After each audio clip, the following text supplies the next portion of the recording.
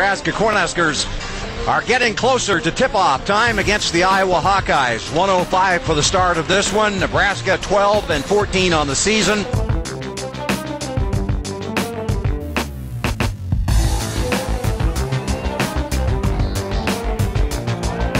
On the wing to Shields.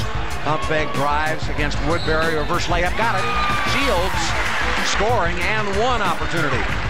I mean, I'm just glad the team won. I mean, I could score 1 point, 0 points, foul out, whatever. As long as we were winning, I'm happy. So that was good. And there's the half with Nebraska down 16 at the Devaney Center. Coach came in and just erased everything off the board that we thought were keys in the second half and said none of it matters unless we come out when we play with energy.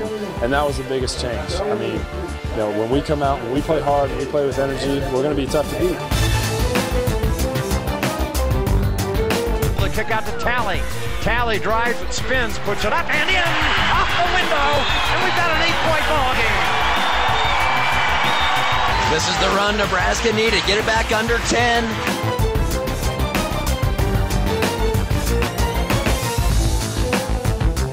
Long two, not good. Offensive rebound, put back by Ubell. We've got a 5-point game at 53-48. Brandon Ubell. I mean, we were all helping each other, flowing to the ball, doing everything we needed to do to win, and that's what it's going to take if we want to get on a run here and get to the postseason. Jump shot, got it! Got it! Got it! Got it! The Huskers up by 1,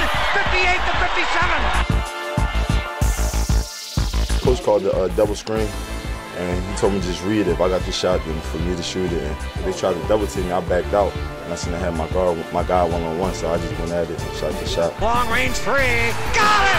Oh, man! What a shot! What a shot by Talley. 63-60.